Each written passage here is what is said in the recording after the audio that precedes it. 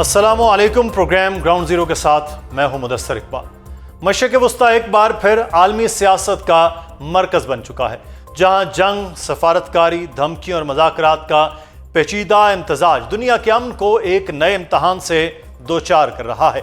अमरीका और ईरान के दरमियान ताल्लुकात एक ऐसे नाजुक मोड़ पर खड़े हैं जहां एक तरफ मज़ाकरात के दरवाजे खुले रखने की बात की जा रही है, तो दूसरी तरफ जंग बंदी के खात्मे के ऐलानात और सख्त फौजी वार्निंग्स भी सामने आ रही हैं। अमरीकी सदर डोनाल्ड ट्रंप का कहना है कि ईरान ने मज़ाकरात जारी रखने की दरख्वास्त की है। अमरीका इस पर आमादा भी है, लेकिन साथ ही वो वाज़ेह कर चुके हैं कि गुज़श्ता माह होने वाली जंग बंदी अब ख़त्म हो चुकी है। दूसरी जानिब तेहरान ने इस दावे को दो टोक अंदाज में मुस्तरद करते हुए कहा कि उसने अमरीका से किसी किस्म की मज़ाकरात की दरख्वास्त नहीं की। ईरानी वज़ारत ख़ारजा ने खबरदार किया कि अगर अमरीका ने मफाहमती याददाश्त की किसी भी शिक की खिलाफ वर्जी की तो ईरान इसका जवाबी इक़दाम करेगा।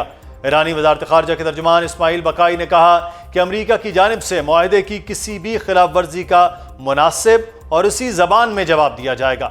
वज़ारत ख़ारजा ने अमरीकी सदर डोनाल्ड ट्रंप के इस बयान की भी तरदीद की कि ईरान ने मज़ाकरात की बहाली की दरख्वास्त की थी। ईरानी वज़ारत ख़ारजा के तर्जुमान ने कहा कि ईरान ने अमरीका से मज़ाकरात की दरख्वास्त नहीं की, बल्कि कतर के सालिसों के ईरान आने की तजवीज़ को कबूल किया था। दूसरी जानिब अमरीका ने ईरान को एक बार फिर आबने हरमज़ को खोलने के हवाले से धमकी लगा दी है। अमरीकी न्यूज़ वेबसाइट एक्सियोस के मुताबिक वाशिंगटन ने ईरान से मुतालिबा किया कि वो दुनिया के सामने इस बात का ऐलान करे कि आबने हरमज़ महफूज और खुली है और तिजारती जहाज़ों पर हमले या फायरिंग न करने की यकीन दहानी भी कराए। एक्सियोस के मुताबिक ये पैगाम ईरान तक बराह रास्त और इलाकाई सालिसों के ज़रिए पहुँचा दिया गया।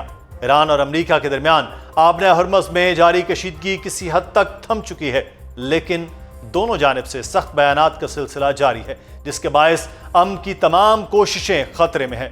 अमरीका ईरान को धमकियां लगा रहा है तो ईरान भी अपने सख्त मौक़िफ़ पर कायम है। ईरान के साबिक सुप्रीम लीडर आयतुल्लाह ख़ामनाई के नवाज़ जनाज़ा के बाद उनके बेटे सुप्रीम लीडर मुज्तबा ख़ामनाई ने अमरीका से बदला लेने का ऐलान किया है। अपने एक हालिया बयान में ईरानी सुप्रीम लीडर मुज्तबा ख़ामनाई ने वालिद के कत्ल का बदला लेने का ऐलान करते हुए इस इंतकाम को कौम की ख्वाहिश करार दिया। ईरानी सुप्रीम लीडर मुज्तबा ख़ामनाई ने समाजी राब्ते की वेबसाइट एक्स पर अपने एक अहम पैगाम में शहीद अली ख़ामनाई के जनाजे में अवाम की कसीर और तारीखी शिरकत पर लाखों शहरियों का शुक्रिया अदा किया। वालिद के जनाजे के बाद अपने पहले पैगाम में उन्होंने खून का बदला लेने के पुख्ता अज़्म का इजहार भी किया। मुज्तबा ख़ामनाई ने कहा कि शहीद रहनुमा और गुज़श्ता 2 जंगों के शहदा के खून का बदला कातिलों से लिया जाएगा। उन्होंने वाज़ेह किया कि ईरानी अवाम के दुश्मनों से शहदा के खून का यह इंतकाम लेना बिल्कुल यकीनी है और इंतकाम का मुतालिबा पूरी कौम का है, जिसे हर सूरत पूरा किया जाएगा।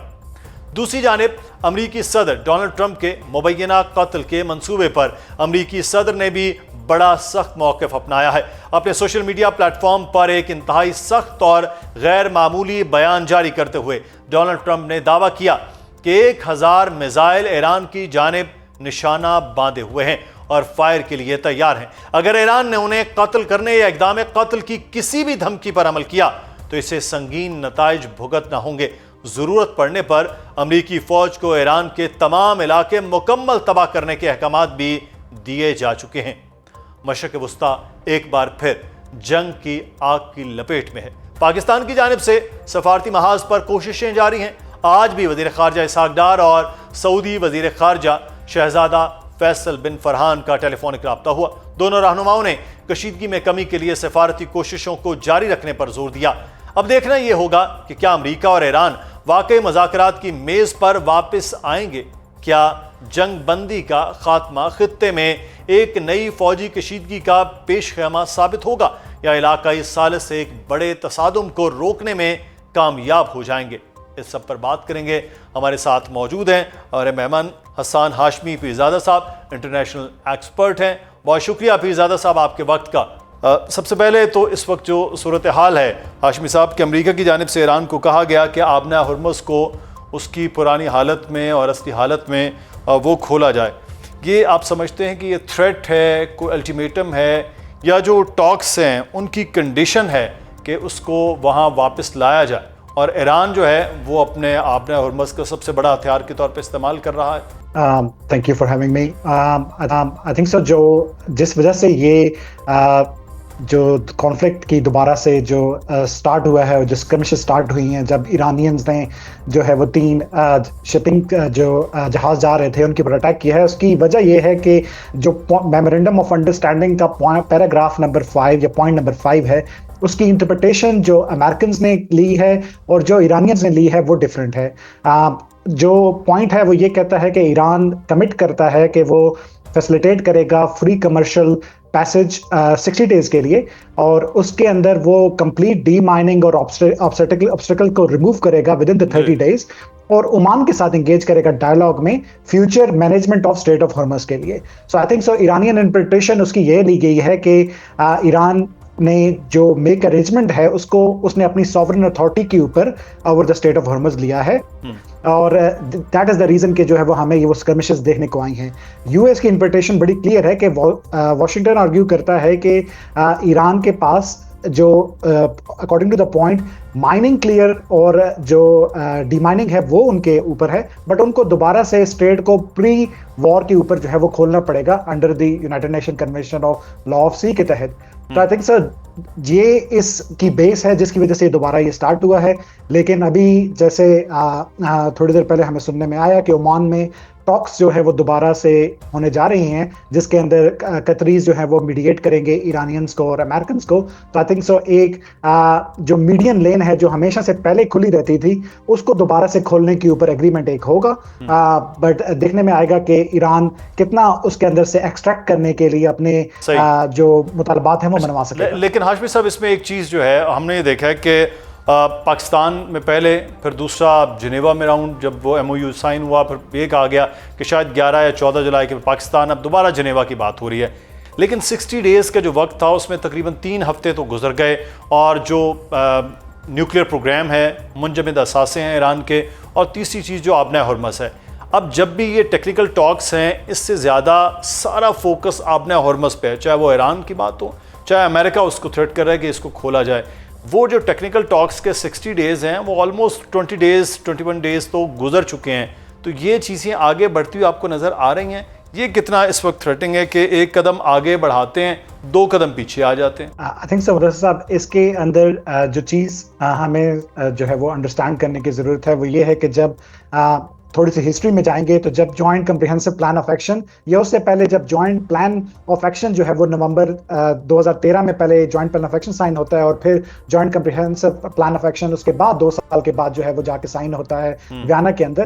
تو اس ٹائم پیریڈ کے اندر بھی جو پوائنٹس تھے، جو ڈسکشن ہوئی، یا جو 159 پیج کا joint comprehensive plan of action آیا، اس کے اندر اسٹیٹ آف ہرمز ایک ایشو کے طور کے اوپر سامنے نہیں آیا. اسٹیٹ آف ہرمز کا جو ایشو ہے as a strategic point of view for Iran, یہ ایک نیا ایشو ہے جس کی وجہ سے ہمیں اس کی انٹرپریٹیشن کے اندر مسئلہ آ رہا ہے. ایرانین انٹرپریٹیشن اس کے لیے بہت ڈیفیکلٹ ہے. ایران اس کو اب ایز اے اسٹریٹجک لیور لیتا ہے فار جو اکنامک جو چوک پوائنٹ ہے جو پوری دنیا کا، اس کے لحاظ سے انہوں نے کر کے دیکھا ہے، اور ان کو یہ ریلائز ہوا ہے کہ وہ کتنا بڑا افیکٹ جو ہے وہ دنیا پہ ڈال سکتے ہیں. تو آئی تھنک سو کوز یہ ایک نیا پوائنٹ ہے جو پرانے پوائنٹس کے اندر اتنا زیادہ ڈسکس نہیں ہوا. پرانے پوائنٹس میں ہمیشہ نیوکلیئر انریچمنٹ ڈسکشن ہوئی ہے، سینٹریفیوجز کو جو ہے وہ دوبارہ سے ان کی ڈیگریڈیشن جو ہے وہ ڈسکس ہوئی ہے، یا جو ان کی ریڈکشن ہے وہ ڈسکس ہوئی ہے. ایک چیز ہاشمی صاحب، ایران کا موقف ہے کہ جو جہاز گزر رہے ہیں ہرمز میں وہ ایرانی پانیوں سے گزریں، نہ کہ عمان کی طرف سے وہ گزریں. تو اب یہ عمان، عباس عراقچی نے اب عمان کو دورہ بھی کیا کہ دونوں مل کے ممالک جو ہیں وہ اس چیز کا وہ کر لیں.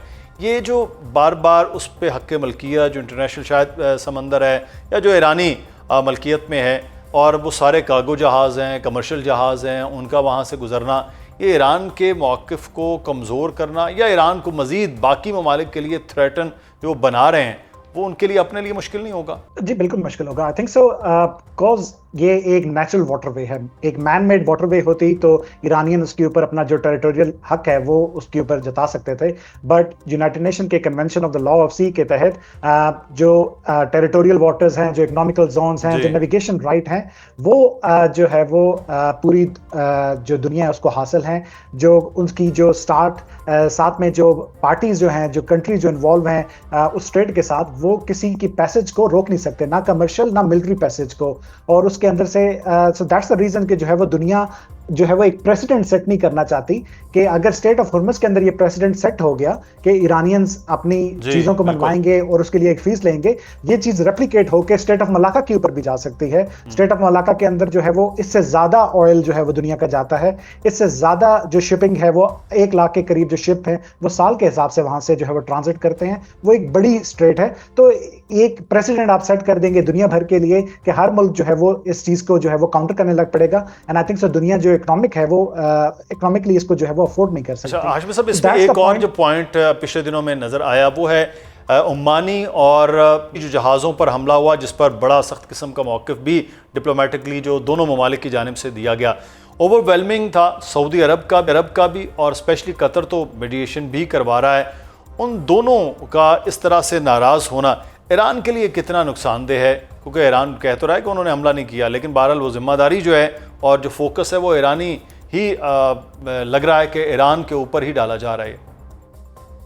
जी बिल्कुल, आई थिंक सो। हमें जो है वो ऑब्वियसली ईरान के ऑफिशियल चैनल्स के ऊपर से तो ये चीज़ को कभी इसकी लिए जो है वो एग्रीमेंट नहीं दिया गया कि ईरानियंस वर इन्वॉल्व, लेकिन ईरान की जो एक बात हमें सुनने में आई लास्ट 24 आवर्स के अंदर कि ईरानियंस ने मैसेज कन्वे किया जो है वो ट्रम्प एडमिनिस्ट्रेशन को कि ये एक फैक्शन है विद इन हमारी IRGC के अंदर जो हार्ड लाइन जो है वो सोच रखता है और ये उनकी तरफ से अटैक हुए थे, हम जो है वो नहीं जाते। आई थिंक सो हमें ये भी जो है वो अंडरस्टैंड करने की जरूरत है कि there is a divide in Iran. एक जो हार्ड लाइन सोच है और एक जो पॉलिटिकल सोच है जो पीस की तरफ सोचना चाहती है और जो कंट्री को दोबारा से इस फैब्रिक में, इकोनॉमिक दुनिया के इकोनॉमिक फैब्रिक में और इस वर्ल्ड फैब्रिक में वापस लाना चाहती है, उनके दरमियान में एक डिवाइड है। तो आई थिंक सो ये जंग जो है वो अंदर जो है वो उनके चल रही है और उसके साथ जैसे आपने अपने इंट्रो के अंदर बयान दिया कि आपने जो है वो हवाला दिया कि जो मुश्तबा खामनेई है उनका भी जो है वो आज स्टेटमेंट सामने आया जिसमें उन्होंने कहा कि मैं अपने फादर का जो है वो एवेंज करूंगा फ्रॉम टॉप टू बॉटम। तो आई थिंक सो जब इस किस्म के बयानात आ रहे हों, प्रेसिडेंट ट्रम्प की तरफ से भी जो है वो 1000 मिसाइल 10,000 मिसाइल जो है वो ईरान की तरफ लॉक एंड लोडेड है, वो जो है वो बयानात चल रहे हैं, तो उसके दरमियान में डिप्लोमेसी हार्ड हो जाती है। बट जो है वो डिप्लोमेसी जारी है, कतरीज इन्वॉल्व हैं, पाकिस्तानीज इन्वॉल्व हैं, इसमें टाइम लगेगा, बट आई थिंक सो इसके अंदर से जो एक पॉजिटिव न्यूज़ है वो हमें सुनने को कुछ दिनों के अंदर मिलेगी। लेकिन ये तो एक तरफ तो मुश्तबा खामनेई साहब का बयान है, लेकिन दूसरी जानिब जो अमेरिकन प्रेसिडेंट हैं, अमेरिकन प्रेसिडेंट की असैसिनेशन का मामला, ट्रंप ईरान को इस पे मोर्द इल्ज़ाम ठहरा रहे हैं। ट्रंप का जो फियर है वो फैक्ट कितना है, फिक्शन है या इजराइल डिज़ाइन है? आपकी लास्ट बात जो है वो बिल्कुल ठीक है। This is Israeli designed because American भी इस चीज़ को एक एक्सेप्ट करते हैं कि सबसे अच्छी इंटेलिजेंस इस खत्ते के अंदर ईरान के ऊपर अगर किसी के पास है तो वो इसराइल के पास है।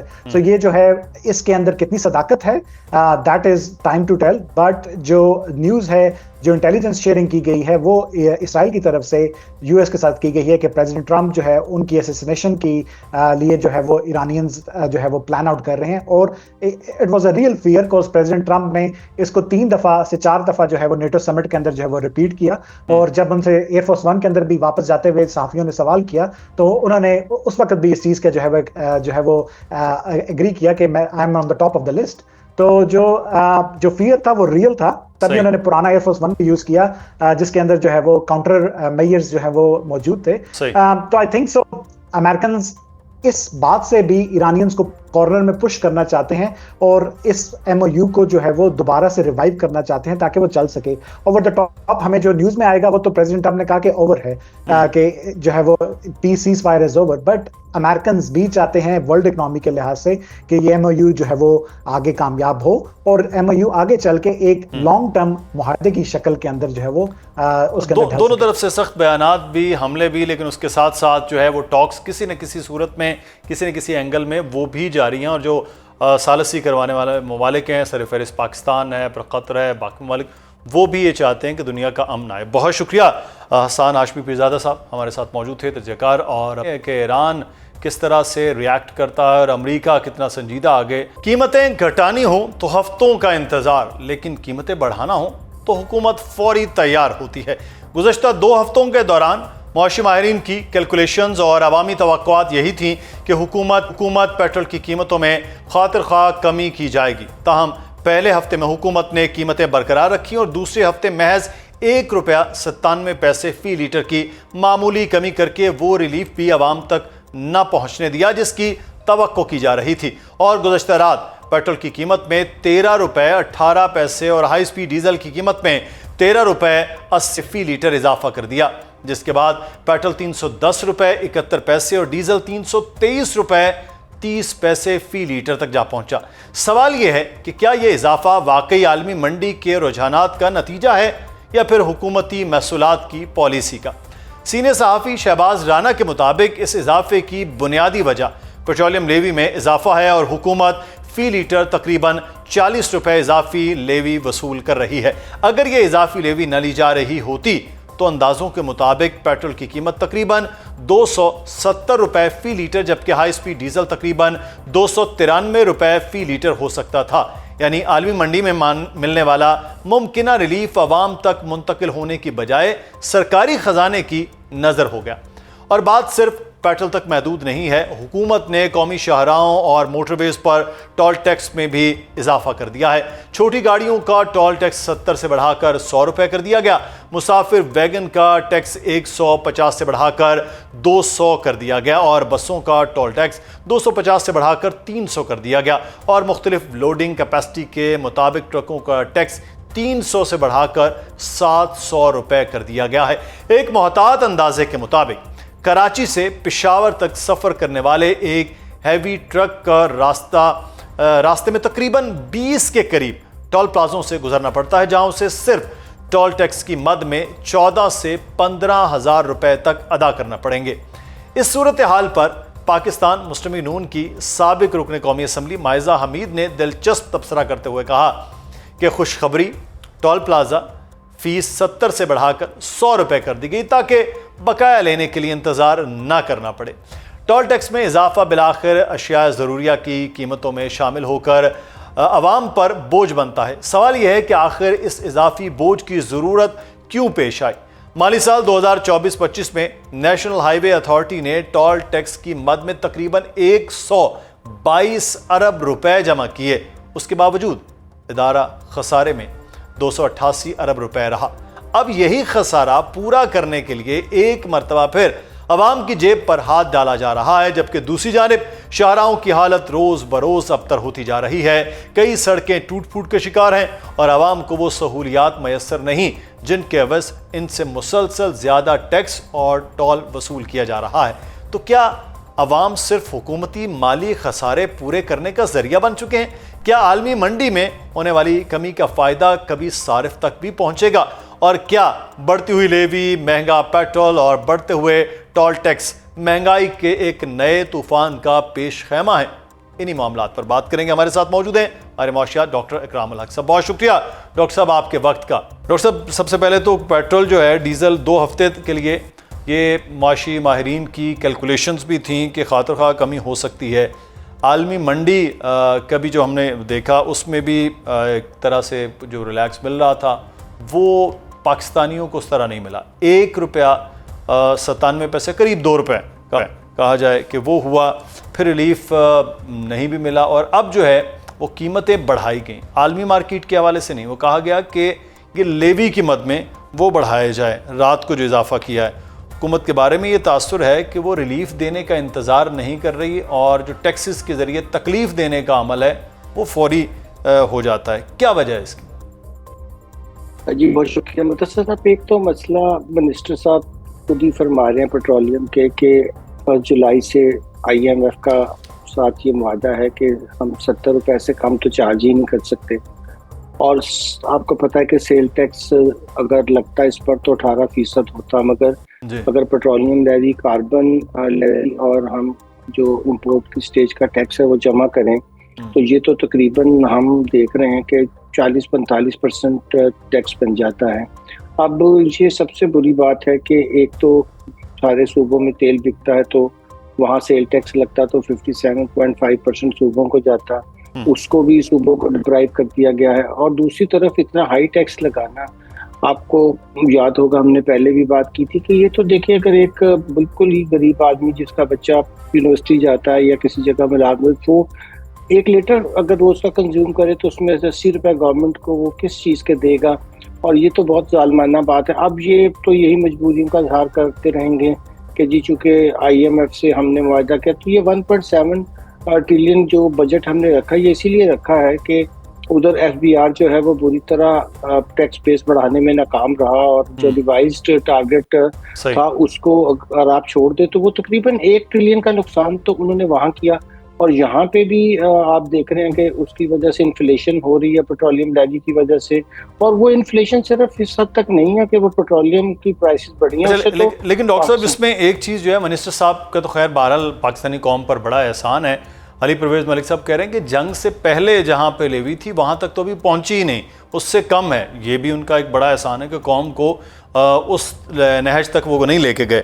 لیکن سر فسکل ایئر میں ہم یہ دیکھتے ہیں کہ جو ہیوی ٹارگٹ تھا لیوی کا، اب وہ تقریباً 1200 ارب تھا، پھر ہم نے سرپلس کیا 1469 ارب جو ہے وہ اس کے حاصل بھی کیا.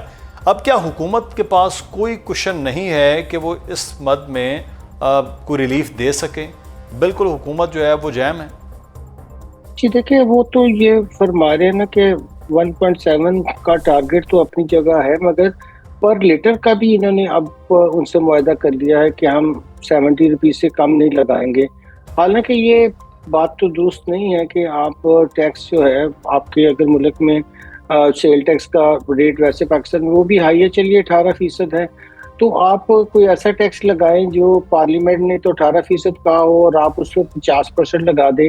تو اس کے لیے کوئی یہ بھی تو نہیں نا، آئین کی بھی تو کوئی اس میں موجود نہیں ہے آپ کے پاس سپورٹ، کیونکہ وہ تو ہر ٹیکس تو لگتا ہے ایک ایکٹ آف پارلیمنٹ کے تحت. آپ نے دیکھا ہی جو آرٹیکل 77 اس پہ بالکل کلیئر ہے.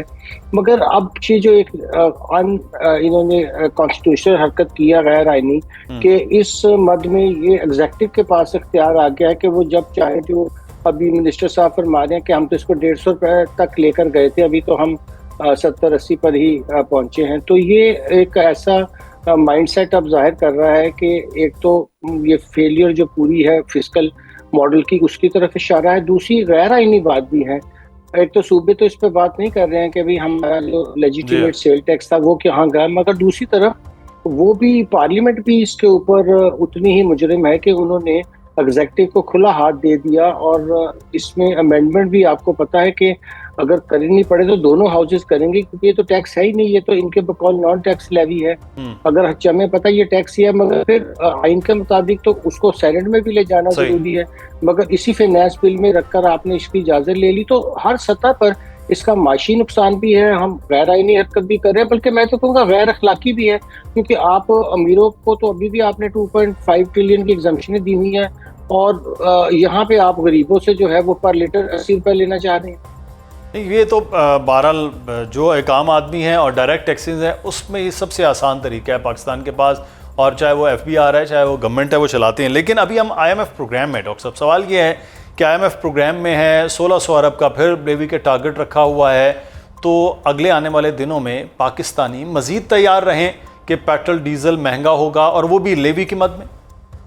جی بالکل. یہ تو دیکھیے جیسے ہی ایک عام سی بات ہے کہ آگے جا کر ڈیمانڈ میں بھی کمی ہوگی، کیونکہ لوگ جو ہیں وہ اب جہاں زیادہ استعمال کرتے کم کریں گے، تو جب اوور آل ان کا بجٹ پورا نہیں ہوگا تو پھر یہ لیوی کو بڑھاتے رہیں گے. اور یہ بات تو سب سے زیادہ سوچنے والی ہے کہ کیا ایگزیکٹو کے پاس ایسا اختیار ہونا چاہیے کہ وہ جب چاہے ٹیکس کا ریٹ بدل دے، کیونکہ ٹیکس کا ریٹ کا اختیار تو صرف پارلیمنٹ کو ہے، اور وہ ایسی پاور ڈیلیگیٹ بھی نہیں کر سکتی کہ وہ ایگزیکٹو کو کہہ دے کہ آپ جو مرضی کرتے رہیں. اور یہی وہ تکلیف دہ بات ہے کہ اس آئینی پوزیشن کا IMF کو بھی پتہ ہے، پاکستان کو بھی پتہ ہے، صوبوں کو بھی پتہ ہے.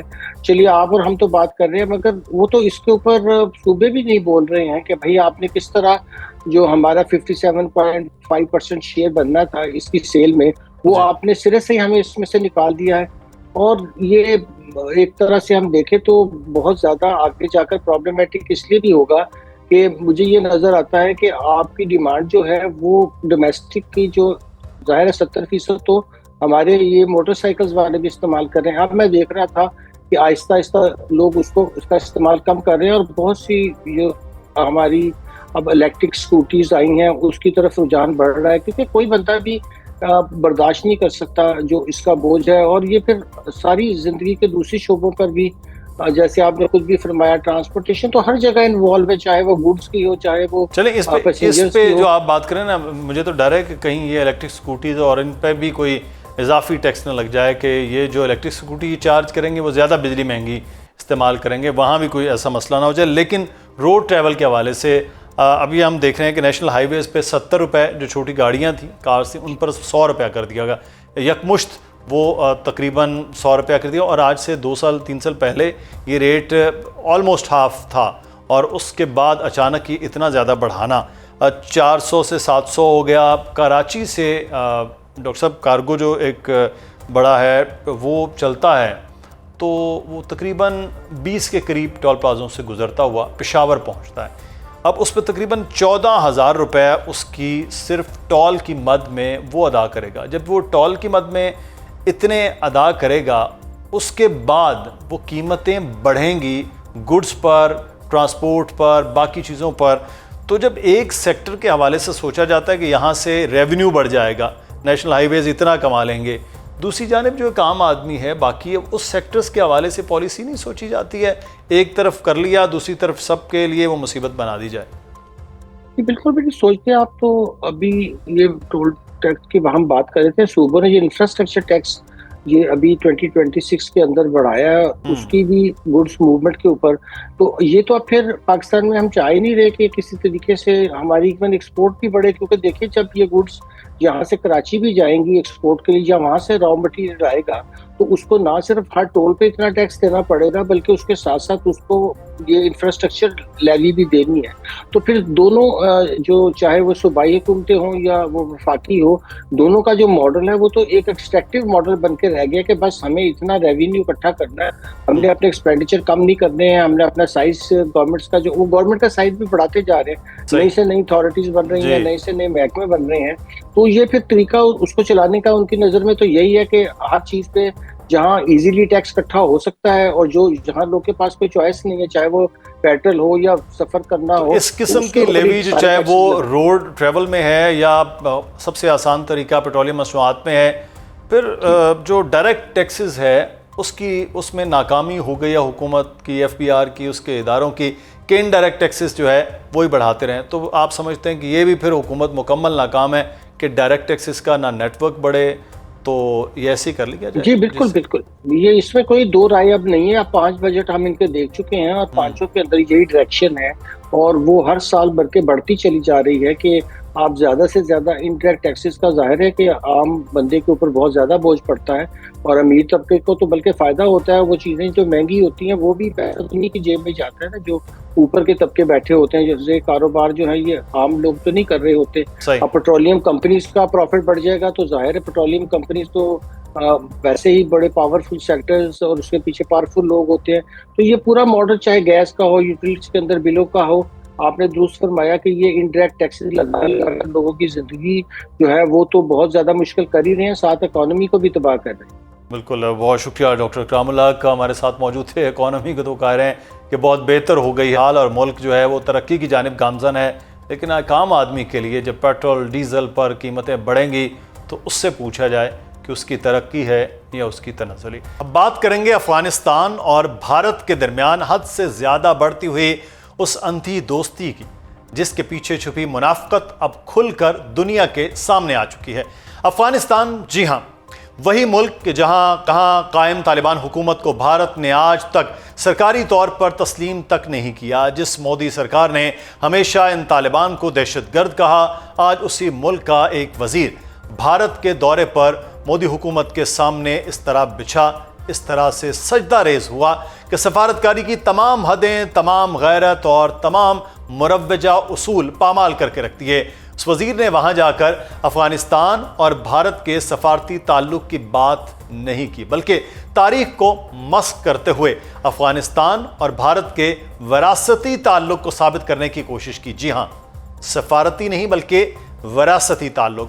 افغان وزیر نے بھارت کے دورے کے دوران ایک انتہائی متنازع، شرمناک اور مضحکہ خیز بیان دیتے ہوئے افغانستان اور بھارت کا ڈی این اے ایک قرار دے دیا۔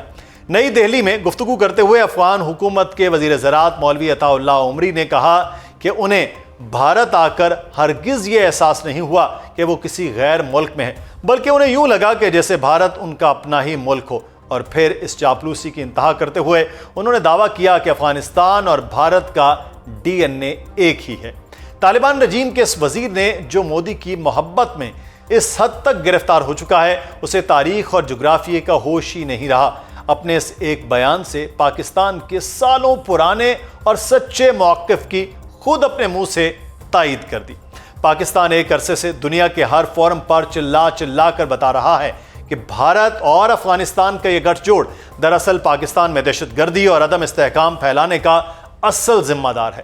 طالبان وزیر نے تو اب جا کر یہ اعتراف کیا ہے کہ بھارت اور افغانستان کا ڈی این اے ایک ہے۔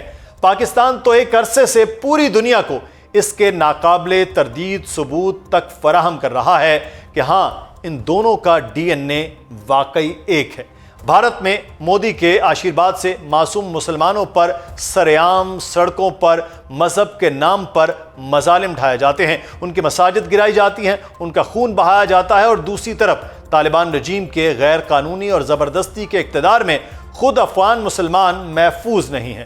وہاں کی عوام بھوک اور افلاس سے مر رہی ہیں، لیکن حکمران نئی دہلی میں جا کر جشن منا رہے ہیں، کیونکہ بھارت اور افغانستان کا ڈی این اے ایک ہے۔ بھارت پاکستان کو ہمیشہ بزدلوں کی طرح گیدڑ بھبکیاں لگاتا ہے، ہمارے پانی کے ساتھ چھیڑ چھاڑ کرتا ہے، لائن آف کنٹرول پر بزدلانہ کارروائیاں کرتا ہے، لیکن جب سامنے سے مقابلے کا وقت آتا ہے تو ابھینندن کی طرح پاکستان سے عبرتناک اور ذلت آمیز شکست کھاتا ہے۔ اور دوسری طرف افغانستان بھی بار بار سمجھائے جانے اور تمام تر سفارتی رعایتوں کے باوجود پاکستان کے اندر دہشت گردی کی پشت پناہی کی ناپاک کوشش کرتا ہے۔ پاکستان کی بہادر فورسز کے انٹیلیجنس بیسڈ آپریشن سے ہر بار ان کے ناپاک عزائم کو خاک میں ملایا جاتا ہے، انہیں دن میں تارے دکھائے جاتے ہیں، لیکن اس کے باوجود دونوں کی پاکستان مخالف گھٹیا اور کمزور پالیسیاں مسلسل جاری رہتی ہیں، کیونکہ بھارت اور افغانستان کا ڈی این اے ایک ہے۔